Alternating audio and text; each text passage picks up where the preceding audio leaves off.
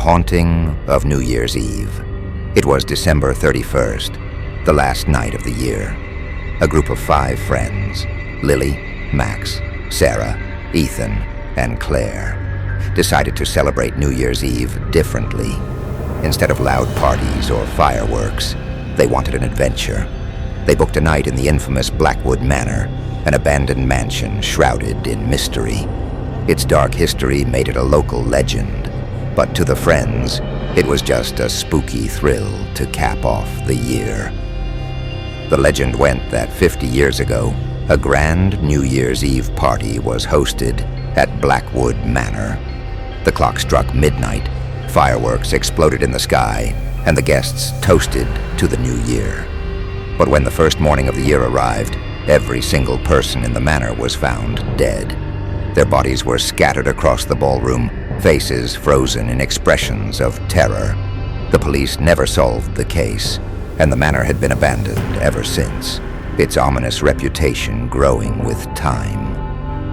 At 8 p.m., the friends arrived at the mansion. The moonlight illuminated its towering structure, cracked windows, and ivy-covered walls. Its silhouette against the dark sky was chilling. The cold wind seemed to howl warnings as the group approached the heavy wooden doors. When Max pushed them open, the creak reverberated through the empty halls, making Sarah flinch. Inside, the air was frigid and smelled of mildew. Dust-covered furniture stood as monuments to a long-forgotten era. Cobwebs draped from chandeliers like ghostly decorations. The friends set up their flashlights and a portable speaker, trying to lighten the mood. "This place isn't haunted, it's just old," Max declared, though his voice faltered slightly. Lily shot him a look, hugging herself as the cold seemed to seep into her bones. As they explored the ballroom, Ethan spotted a table in the corner. A dusty, ornate invitation card lay there, its golden ink shimmering despite the dim light. Curious, he picked it up and read aloud, "You are cordially invited to the Blackwood Manor New Year's Eve Gala. Midnight awaits the brave." "How is this still here?" Ethan asked, frowning. The card's edges looked fragile, but the ink seemed freshly applied. "It's probably a prop left by someone else who dared to stay here," Claire said, her voice uneasy. Lily's eyes darted nervously toward the massive clock above the fireplace. "Just leave it. This place already feels too weird." Ethan shrugged and placed the card back on the table. As his fingers left it, the sound of faint whispers seemed to fill the room. He froze, looking around, but the others dismissed it as wind blowing through the cracks. As the group settled into the ballroom to prepare for their New Year's toast, odd things began to happen. Sarah noticed the temperature plummet further. "Does anyone else feel that? It's freezing," she said, rubbing her arms. The grand clock above the fireplace began ticking loudly, each second echoing unnaturally in the vast room. Ethan's flashlight flickered, then went out completely. "Great," he muttered, smacking it against his hand, though his face betrayed his unease. Then the whispers returned, soft at first, but growing louder, like voices murmuring just beyond the walls. Lily shut off their portable speaker, silencing the cheerful playlist they had prepared. The room fell eerily quiet, save for the whispers and the ticking clock. "Who's there?" Claire called out into the darkness. The whispers stopped instantly, leaving an oppressive silence in their wake.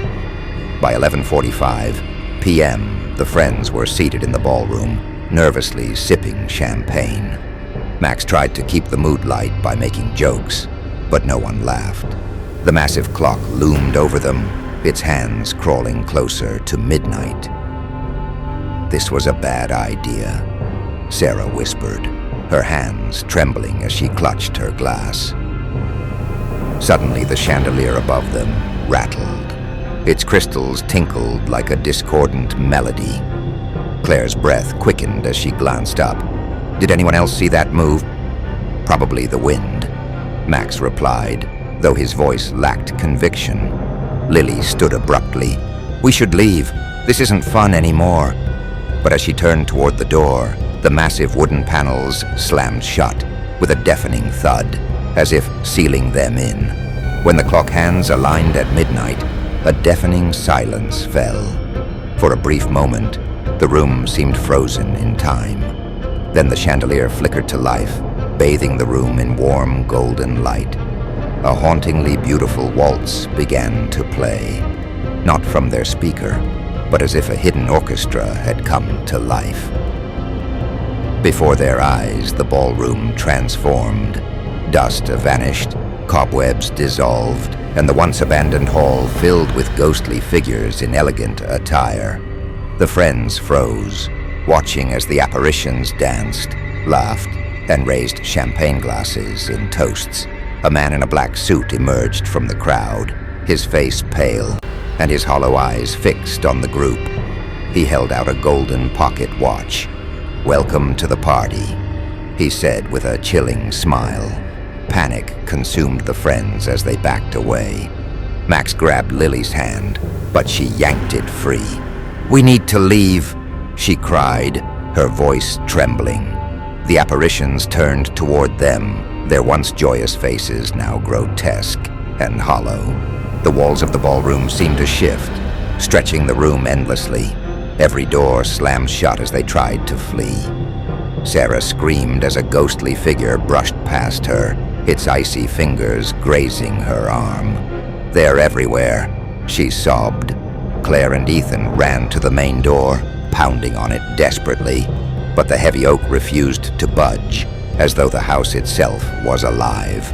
The clock began to chime. With each strike, another friend was claimed. Lily was the first, pulled into the shadows by spectral hands. Max tried to grab her, but she vanished before his eyes. Ethan and Claire screamed for help, but no sound escaped their lips. Claire was next, dragged into the dancing crowd, her cries swallowed by laughter. As the final chime struck, only Sarah remained. She stood trembling in the center of the ballroom, surrounded by ghostly revelers. "Please," she cried, "let me go."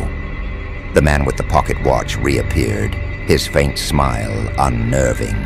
"You celebrated with us. Now you belong to us."